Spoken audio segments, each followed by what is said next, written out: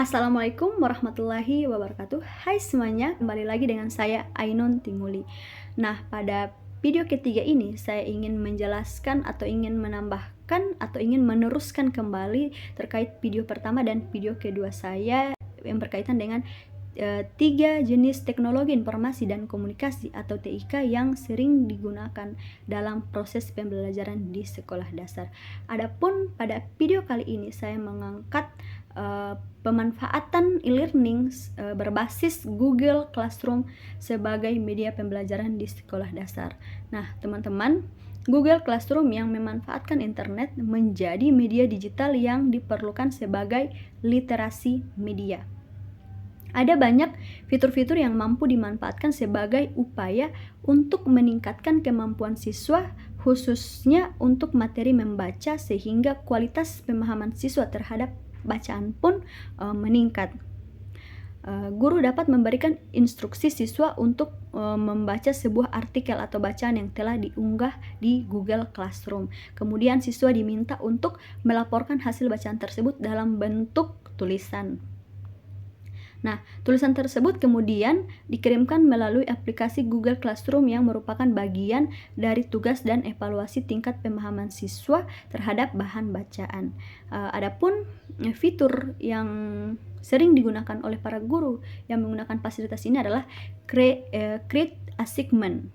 Pada tahap ini, dari 4 keterampilan bahasa Indonesia, yaitu keterampilan membaca, menyimak, berbicara, maupun menulis, telah dicapai keterampilan membaca dan menulis bagi siswa yang telah membuat laporan hasil bacaan dan mengirimkannya. Adapun fitur lain pada Google Classroom yang berfungsi untuk berinteraksi adalah Create Question. Fitur ini dapat digunakan untuk memberikan pertanyaan kepada siswa sebagai bahan evaluasi untuk mengukur tingkat pemahaman siswa pada bahan bacaan yang diberikan. Fitur ini memiliki kelebihan tenggang waktu, yang artinya adalah guru dapat memberikan tenggang waktu atau batas waktu dalam mengunggah jawaban. Nah, teman-teman, Google Classroom merupakan sarana memperlancar komunikasi jarak jauh antara guru dan siswa, terutama dalam kelas daring. Sarana belajar bersama, menerima dan membaca materi, mengirimkan tugas secara jarak jauh, hingga menyajikan nilai tugas secara transparansi. Semua siswa yang terlibat dalam proses pembelajaran ini mendapatkan kesempatan yang sama. Adapun manfaat dari Google Classroom ini, yang pertama, menjadi sarana belajar bersama. Yang kedua, menerima dan membaca materi bacaan bersama. Yang ketiga, dapat mengirimkan tugas dari jarak jauh. Yang keempat, dapat melihat langsung nilai tugas yang diberikan oleh guru.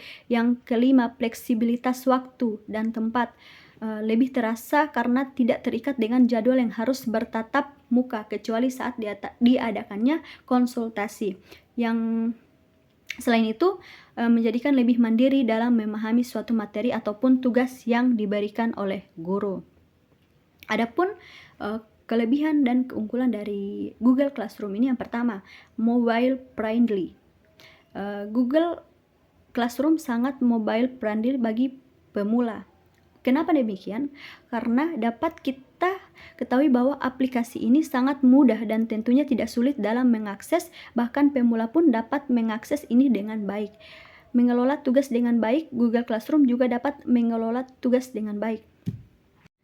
Adapun kelebihan yang kedua yaitu dapat mengelola tugas dengan baik.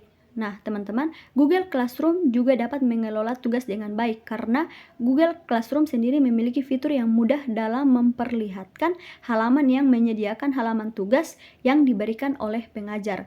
Google Classroom sendiri juga dapat membuat sebuah tugas maupun materi dalam bentuk dokumen, gambar, dan lain sebagainya. Yang ketiga, file masuk ke Google Drive.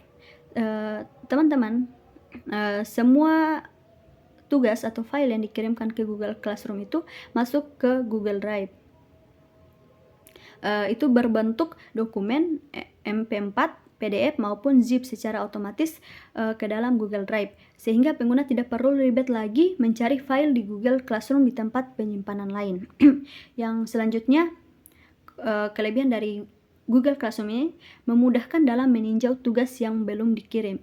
Dengan menggunakan Google Classroom dapat meninjau kembali file tugas yang belum dikirim kepada pengajar, sehingga kalian tidak perlu cemas apabila nanti terjadi salah kirim tugas. Di Google Classroom sendiri memiliki fitur dari meninjau tugas yang belum dikirim. Yang keunggulan selanjutnya yaitu mudah melihat pengumuman yang diberikan oleh pengajar.